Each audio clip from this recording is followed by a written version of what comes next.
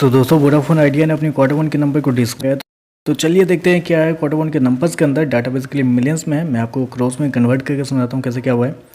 तो देखिए पिछले क्वार्टर की बात करें तो पिछले क्वार्टर में कंपनी का टोटल रेवेन्यू जो कंपनी ने ऑपरेशन के थ्रू जनरेट किए थे अप्रोक्सीमेटली 10,500 करोड़ के आसपास, पिछले साल 10,575 करोड़, जबकि अभी देखें तो गिर के 10,412 करोड़ के आसपास आपको जाता हुआ देखने को मिल रहा है। तो साल दर साल देखें तो साल दर साल 1% के आसपास की गिरावट आपको देखने को मिली कंपनी के रेवेन्यू के अंदर। क्वार्टर क्वार्टर जाते हैं तो वहाँ पे भी 1% के आसपास की गिरावट है, तो कुछ ज़्यादा बड़ी गिरावट नहीं है, आप इसको फ्लैट ही बोल सकते हैं। तो क्वार्टर क्वार्टर साल दर साल कंपनी का जो रेवेन्यू है वो आपको फ्लैट देखने को मिल रहा है। जबकि मैं आपको बताना चाहूँगा कंपनी इस कितने की है, 10,412 करोड़ के आसपास के रेवेन्यू, जबकि मार्केट का अनुमान था कि इस क्वार्टर में कंपनी का जो रेवेन्यू हुआ वो 10,650 करोड़ के आसपास है। तो मार्केट के अनुमान से देखें तो कंपनी का रेवेन्यू उसी के आसपास आपको देखने को मिले, ज़्यादा कुछ ऊपर नीचे नहीं है। चलिए कंपनी के नेट प्रॉफिट एक्सपेंस क्या है वो देख लेते हैं।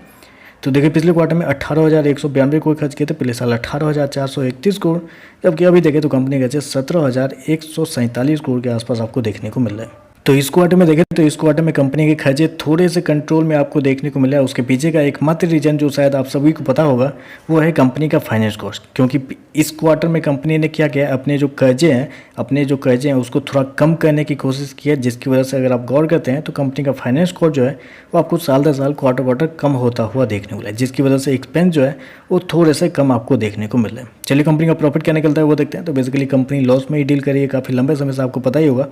तो पिछले क्वार्टर में 7,678 करोड़ का लॉस था कंपनी को, पिछले साल 7,838 करोड़, जबकि अभी देखें तो गिर के 6,471 करोड़ के आसपास कंपनी का जो लॉस है वो आपको जाता हुआ देखने को। तो साल दर साल क्वार्टर क्वार्टर कंपनी का जो लॉस है वो आपको कम होता हुआ देखने को मिला है। उसके पीछे का रीजन है कंपनी का फाइनेंस कॉस्ट। कंपनी शो कितना किया है, 6,471 करोड़ के आसपास का लॉस, जबकि मार्केट का अनुमान था कि इस क्वार्टर में कंपनी का जो लॉस है वो लगभग बोल सकते हैं 7,500 करोड़ के आसपास आता हुआ देखने को मिला। तो मार्केट के अनुमान से देखें तो कंपनी का लॉस आपको बेहतर आपको देखने को मिल रहा है।